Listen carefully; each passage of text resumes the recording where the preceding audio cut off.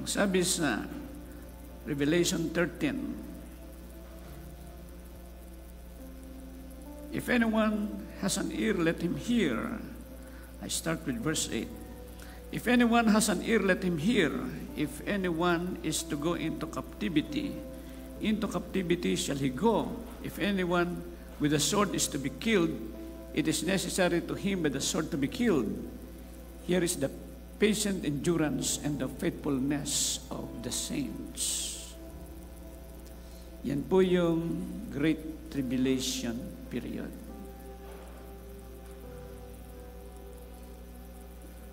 Tatanong niyo siguro sa akin, paano pastor yung sinabi sa Matthew 24 verse 29? Immediately after the tribulation of those days. So the rapture is after the tribulation. The word after in that verse means amid or during, immediately during the tribulation of those days.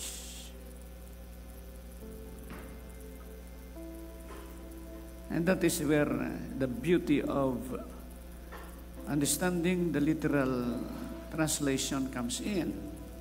So, pag nakuha ang church, sabihin ko sa inyo, may maiiwan.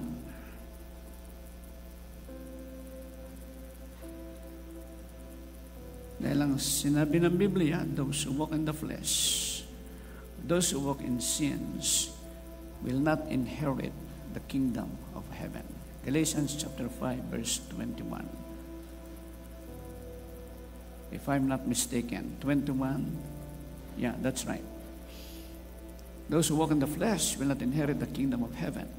Itong Galatians ay sulat sa church na hati sa dalawa. Those who walk in the flesh and those who walk in the spirit. There are two kinds of believers. Believers who walk in the spirit and believers who walk in the flesh or in sin. And Paul is very clear that those who walk in sin will not inherit the kingdom of heaven. So they will be part of the continuity of the Great Tribulation period, which is 3.5 years. Maliwanag yan sa Daniel chapter 12 verse 11. That is 3.5 years. If you divide the number of days there with 30 days in the Jewish calendar, that is 3.5 year period. Within the 3.5 year period, I tell you, the rapture will happen. Church, prepare yourself. Sabi nung iba, mabuti ang Diyos, hindi tayo hayaang mapahamak. Eh bakit si Stephen?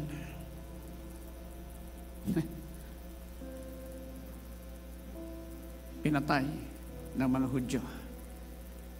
Acts chapter 7, that is very clear. Eh bakit itong first century? Ang daming pinatay ng mga Kristiyano. Bakit ang mga alagad pinatay lahat? Iba-ibang klase ng pagpatay. Merong niluto sa kawali. Merong inilagay sa krus ng baligtad, hubo at hubad. Merong inilagay sa mga leon upang lapain. Iba-iba yung klase ng kamatayan na dinanas ng mga Kristiyano ng first century. Mga nag-aantay din sila ng pagbabalik ng Panginoong Hesus noon, pero hindi bumalik. Okay? Sabihin natin na hindi ahayaan ng Diyos na mga anak niya ay mapahamak. Why did God permit them to enter death in many forms? Gano'ng Kristiyano namamatay ngayon? Gano'ng karami? Through jihadism and communism. Other faiths against Christians. And yet we say, God will not allow us to experience those things. But you cannot deny history. Bakit papapasukin sa Great Tribulation? Because God has to prove and purify the church. The church has to be a blameless, spotless, wrinkle-free for the wedding. Okay? May handa na. Mano, pastor, yung maiiwan sa rapture? Ay di diretso sa 3.5 year period ng Great Tribulation. Ang kanilang kaligtasan para hindi nila tanggapin yung mark of the beast. Beheading. What's the point? Christianity today is so much comforted by the biblically unsound assurance of rapture before the tribulation, by the faulty doctrine on assurance of salvation, and by the gospel of prosperity. Nako. Kahit saan ako makarating, napaka-dominant nung prosperity gospel at saka nung Nicolaitan spirit sa loob ng church. How do you prepare yourself? 1 John 4:18 says, truly there is no fear in love, but perfect love casts out fear, because fear has to do with punishment. The one who fears is not made perfect in love. Yun ang kailangan natin sa puso natin, yung perfect love. Para kung ano man ang mangyari, hindi tayo lalaglag sa ating kaugnayan sa Diyos.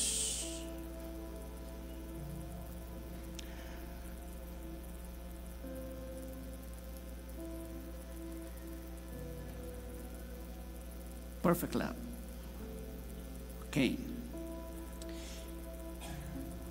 Sa Greek word, itong perfect love, sa Greek word ay teleos agape.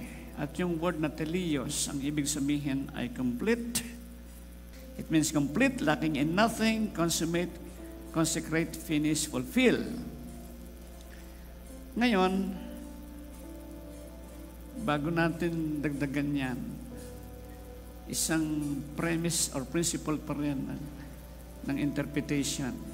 Tandaan po ninyo na ang Greek, bagaman ito ay Greek language, Western language, ang pagkakasulat po ng Biblia ay mga Hudyo ang nagsulat. So yung konsepto na nasa Griego na Biblia ay Jewish pa rin. Okay? Yung konsepto ng Hudyo na yon ang dapat nating gamitin na pananaw sa Biblia. Kapag tinignan natin ito sa English, perfect love, sasabihin natin, love is noun, perfect is adjective. Perfect is descriptive, and it modifies the noun love. Pero, ito po yung Jewish perspective, Jewish mind.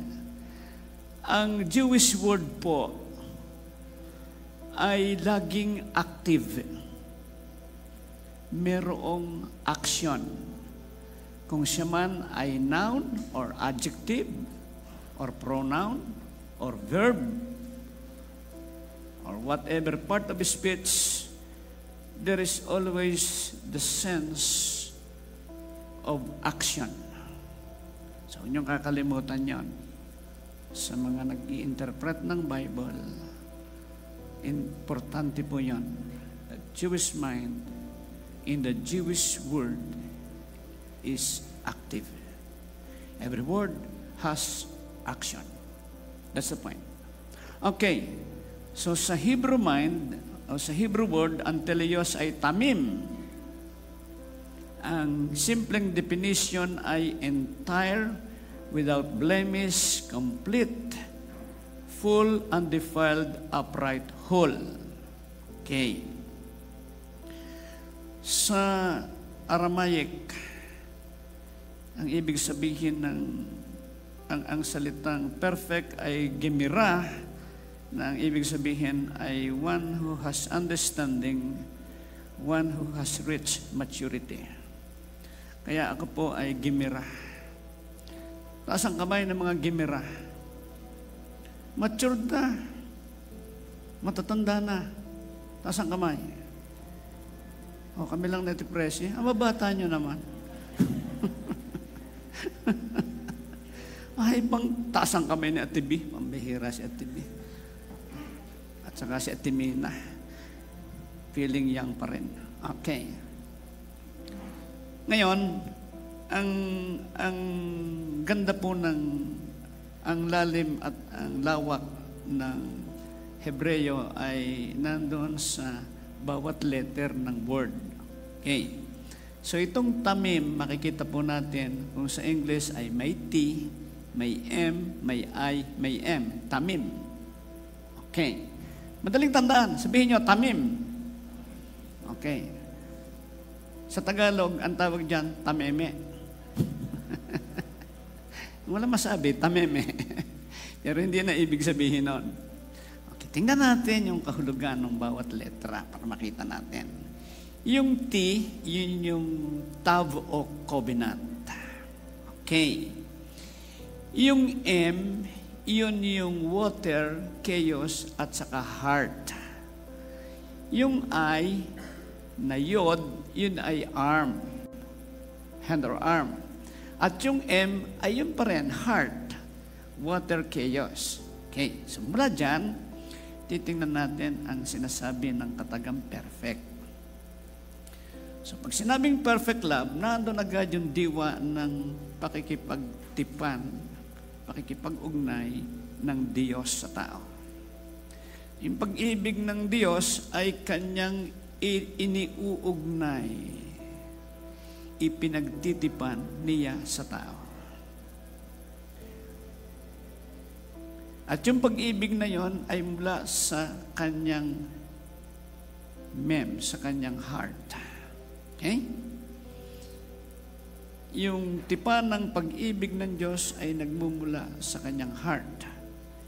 Ang maraming action dito na nakikita ko ay yung yod o ay, kamay. Saan ba ginagamit ang kamay?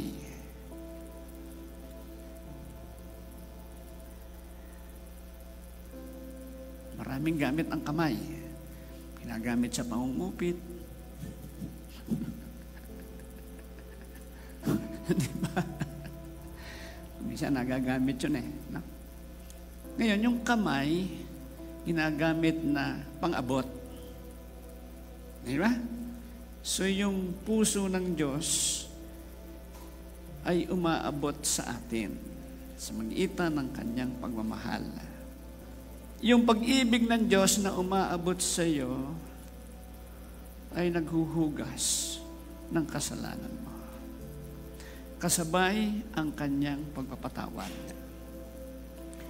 Ano pang paggamit ng kamay?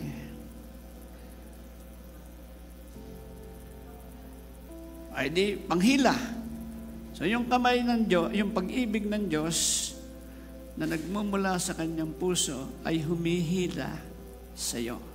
Hinahawakan ganyan, hinihila kanyan. Ano pang gamit ng kamay?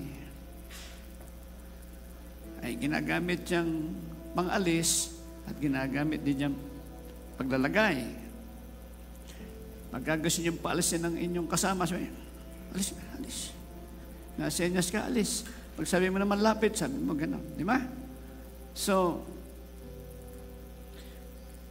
inaalis ng Diyos yung pusong makasalanan at pinapalitan, tinatamnan ng bagong puso at ng kanyang espiritu.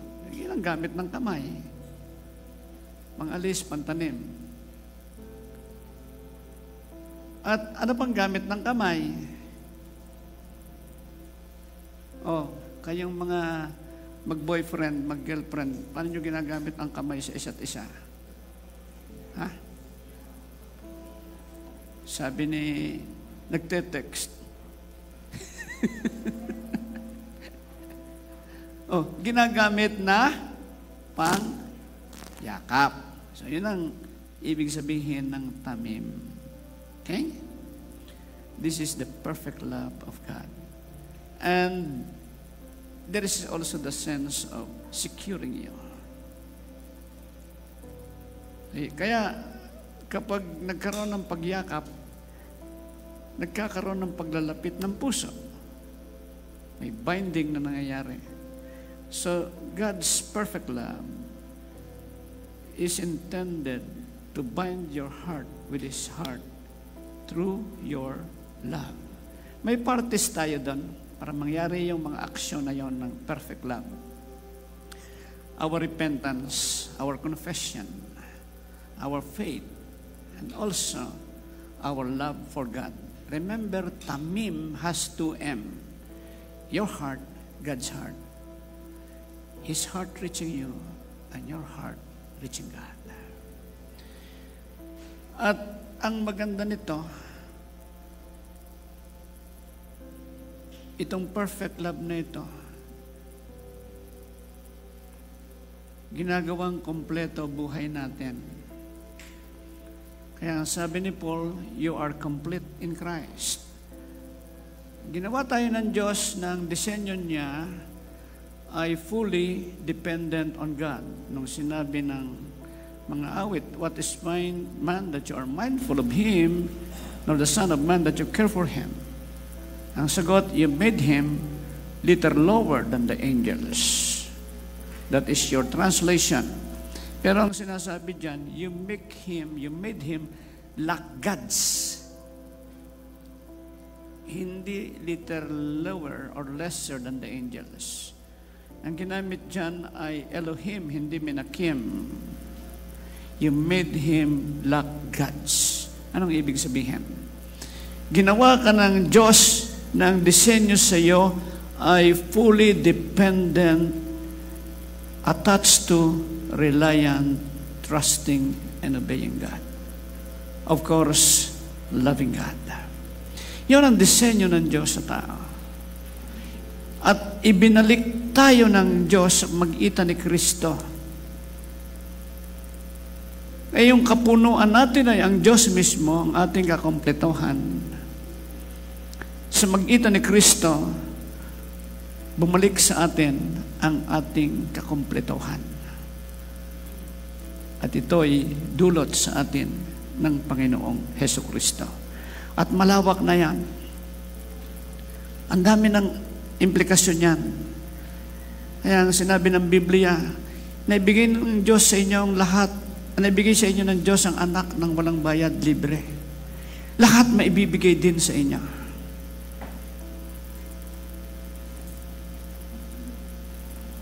Yung kapatid nating namatayan, sabi ko kagabi, huwag ka nang mag-isip ng ano pa man. Kinuha ng Diyos ang asawa mo. Dahil totoo yung kanyang pananampalataya at pagmamahal sa Diyos. Nakita ng Diyos na darating ang panahon na siya'y tatalikod muli at hindi na makakabalik. At para hindi mangyari yon, kinuha na siya ng Panginoon.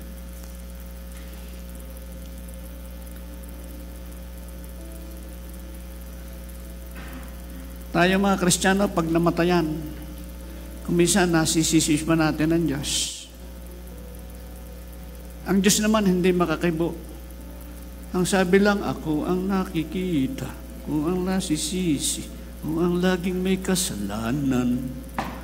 Kawawa naman si Lord. Sabi ko, dapat nating maintindihan ang Romans 8:28-29. God makes all things work for good to them that love God. They who are called according to His purpose, that we might be conformed into the likeness of His Son. Nung magkasakit ang tatay ko, tinanong ko sa Panginoon, bakit siya nagkasakit? Simple lang ay sinagot ng Panginoon. Hinayaan ko yung magkasakit, hindi yan ang galing sa akin, hindi ginawa rin niya sa sarili niya. Hinayaan ko yung mangyari.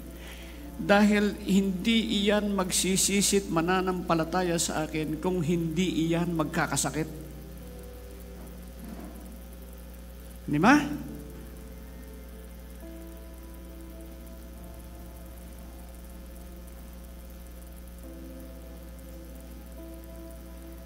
Lahat ng bagay ay ginagawa ng Diyos sa ikabubuti natin. Huwag niyong kakalimutan. Ang una niyong itatanong sa Diyos, ano po ba ang magandang ginagawa mo sa panahon ng mga pangyayaring hindi natin sukat akalain at hindi natin gusto? And you must be ready anytime anything could happen. Kaya nung si Pastor Bed ay makita ko na umihi, lumabas lahat ng dugo rito. Panic yung iba. Sabi ko, huwag kayong magpanik. Hawak ng Diyos ang buhay niyan. Kahit paanong gawin nyo riyan. Pag yan ay nakalista na yan. May plano ang Diyos kung bakit siya kinuha. Sabi ng Panginoon sa akin, hindi niya tatagalan ang Great Tribulation period. Kaya kailangang alisin ko na siya. Mapalad ang mga mamamatay ngayon. Kaya kung hindi niyo gustong maranasan ang Great Tribulation, hilingin niyo na kay Lord. O sino sa inyong gustong mauna na? Lahat gusto kay Lord. Wala namang gustong umuna.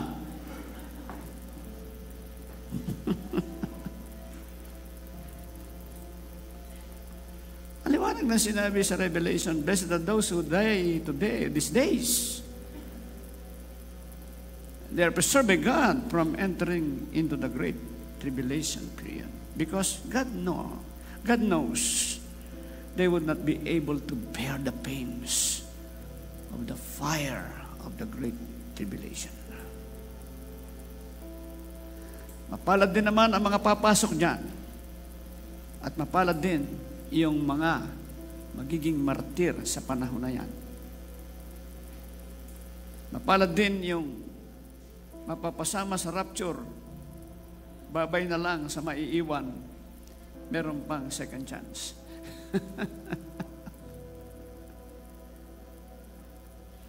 Sino sa inyong gustong kasama sa rapture? Nasaan kamay?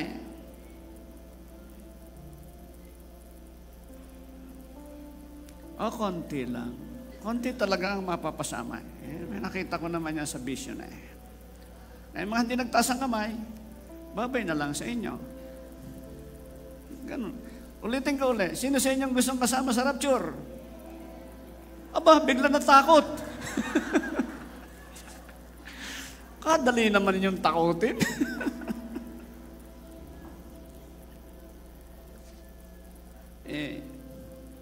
Maisip mo na lang na hindi ka nagpalagay ng biochip sa noo o dito sa kamay. Tapos hindi ka makakabili. Outcast ka. Tapos hahabulin ka para patayin. Abi, nako. Ayaw ko kung kaya ninyo talaga yan. So, kinakailangan yung pagyakap ng Diyos sa atin, yakapin din natin siya at mag-mature tayo sa ating pagmamahal na ito sa Panginoon. Magagawa natin yan. Romans chapter 5 verse 5, the love of God is being poured abundantly in our hearts.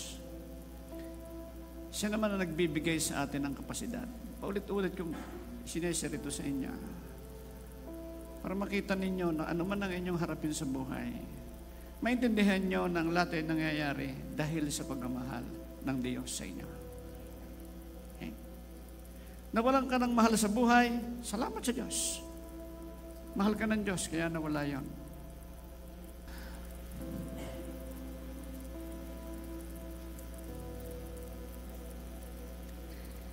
When God completely embraces you,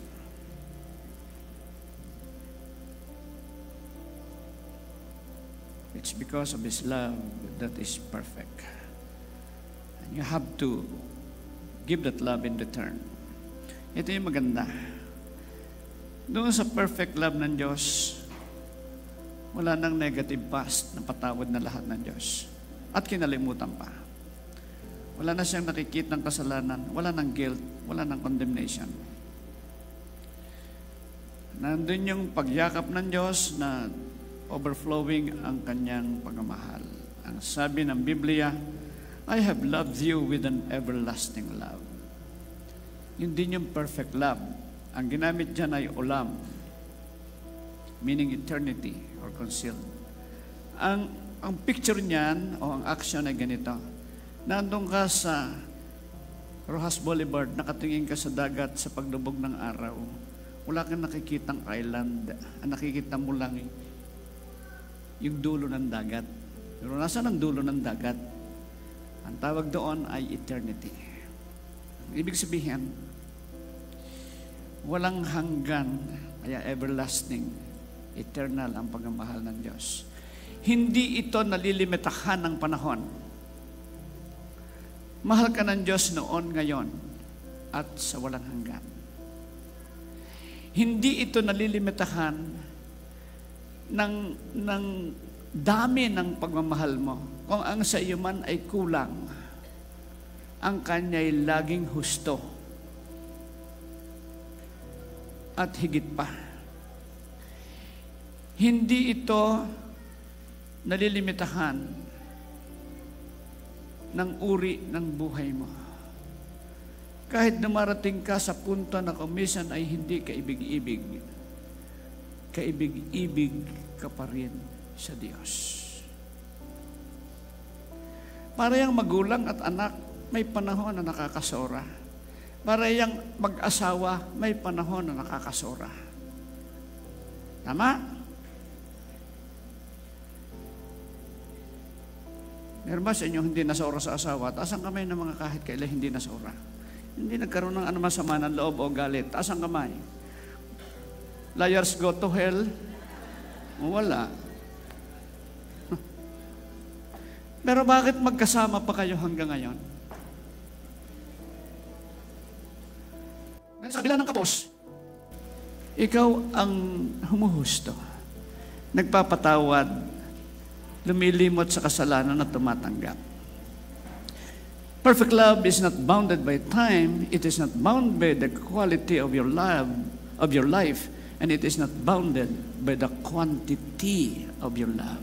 That is perfect love.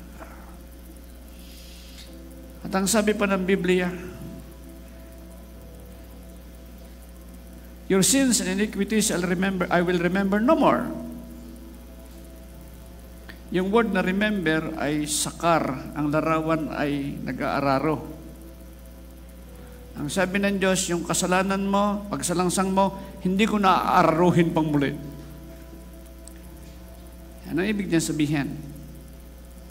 Hindi niya nabubungkalin pang muli.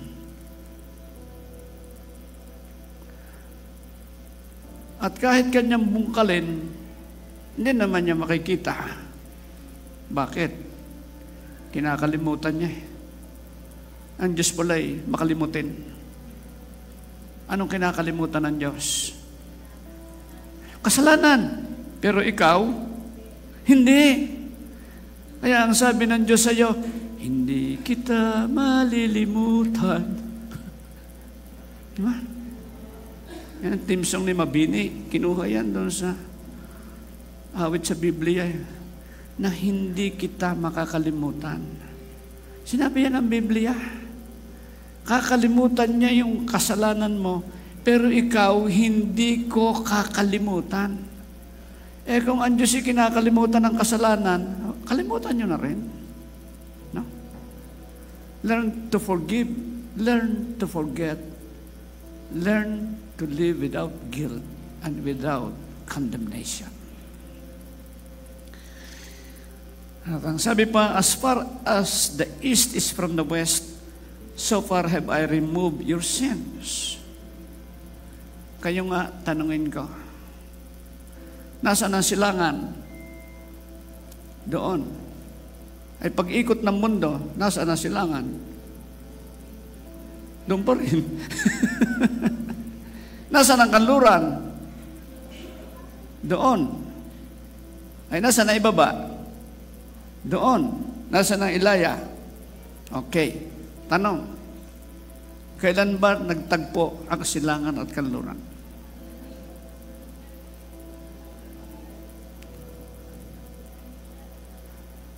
There is no point. of the east and the west to meet together.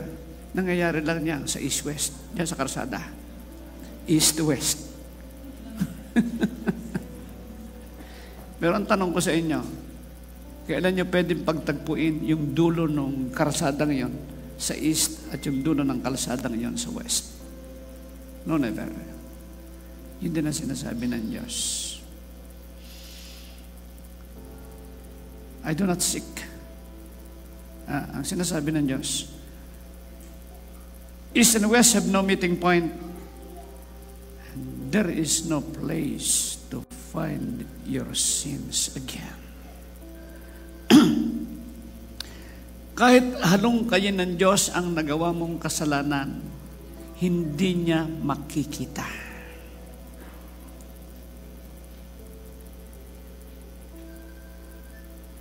No, never. Why? Because of the perfect love of God. You rest perfectly assured and at peace in His bosom. No fear, no denial, no rejection. And this is where you belong.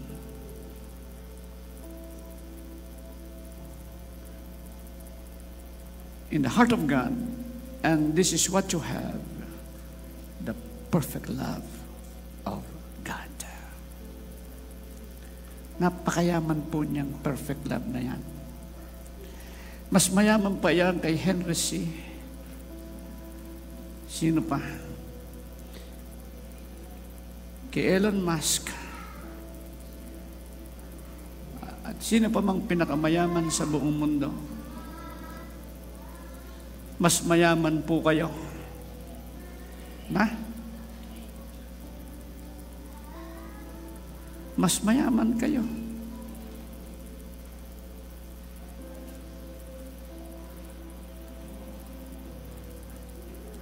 In the law, perfect love is loving God with whole heart, whole soul, and whole mind. And from the perspective of Rakam, Kesed, and Ahab, the three words for love, on your part, it is having God as the sole object of one's whole affection, from the inmost of one's heart, reaching to the highest degree of love, binding one's heart firmly and completely to God, and trusting God and obeying His will to the end of life, all because of God's perfect love.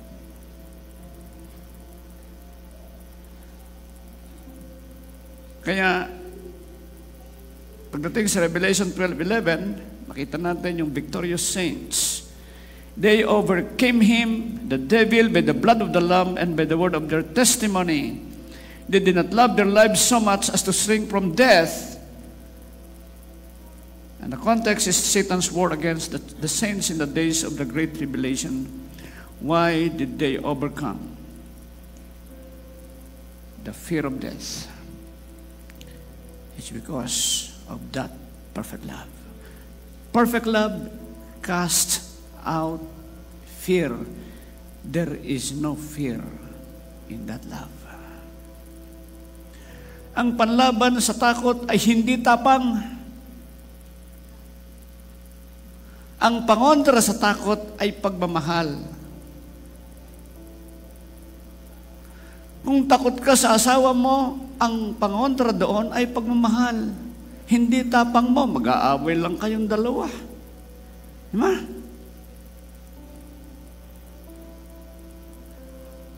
Ang pangontra dyan ay ang pag-ibig sa takot. Napakaraming uri ng takot. May takot sa tubig. Hydrophobia. Yung fear ay phobia sa Greek. Hydrophobia. May takot sa dilim. Diba? May takot sa mataas na lugar. May takot mawala ng pera. May takot na magkasakit. May takot na mamatay. Sino po sa inyong hindi natatakot mamatay? Taas ang kamay. Hindi po ako naniniwala Kung kayo po hindi natatakot mamatay, huwag na kayong magpagamot pag nagkasakit.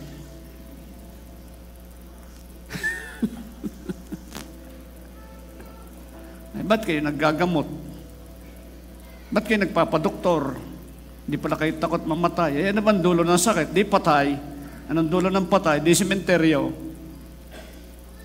Everybody has fear, right?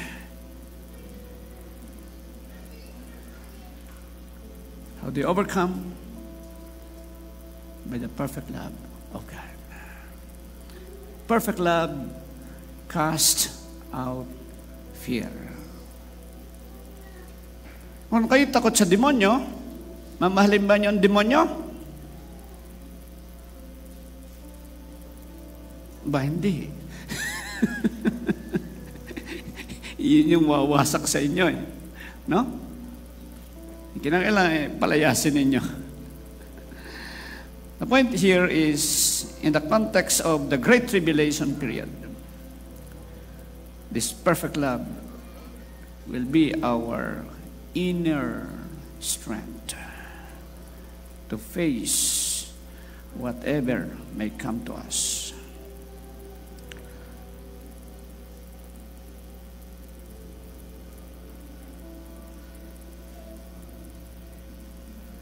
At this time, the church's love for God is perfect through the love of God, becomes victorious over and against the enemy through the blood of the Lamb, through her testimony, and through facing martyrdom and asked to deny faith in Christ, sin, temptations, fears, trials and sufferings, persecutions and forces of evil are overcome by the people who love God most. And this perfect love makes us inseparable from God. Where Romans 8:35 to 39. Who shall separate us from the love of Christ? Shall trouble or hardship or persecution or famine or nakedness or danger or sword? As it is written, for your sake we face death all day long. We are considered as sheep to be slaughtered. No, in all these things we are more than conquerors through Him who loved us. With what love? With perfect love. For I am persuaded or convinced that neither death nor life, nor angels nor demons, neither the present nor the future, nor any powers, neither height nor depth, nor anything else in the creation will be able to separate us from the love of God, which that is in Christ Jesus. 3 times this love of God is mentioned.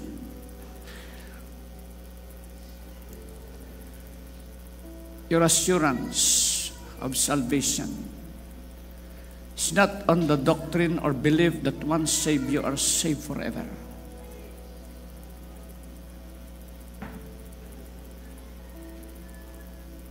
The assurance of your salvation is in the love of God. This is your assurance, the perfect love of God. This is your assurance, the heart of God that is completely being given by God to you.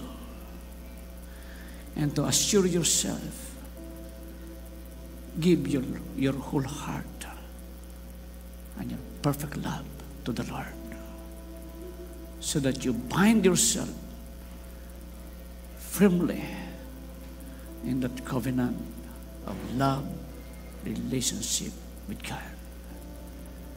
Your assurance could not be found in any church, in any activity, in any doctrine. Could not be found from any person. No, never. You could only find that assurance in the very heart of God. And what do you find in that heart? The perfect love of God. Para kanino ito? This is for you.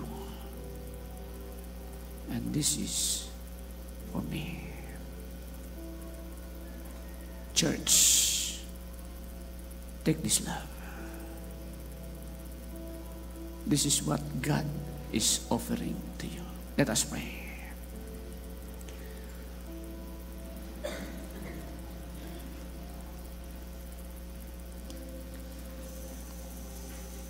Salamat, Diyos.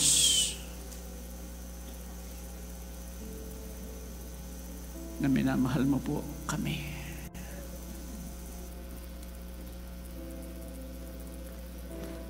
Walang boundary.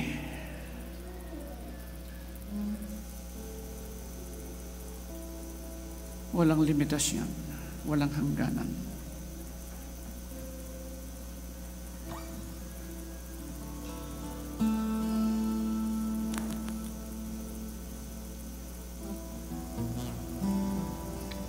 Just thank the Lord for His love. And let the love of God flow freely in your heart.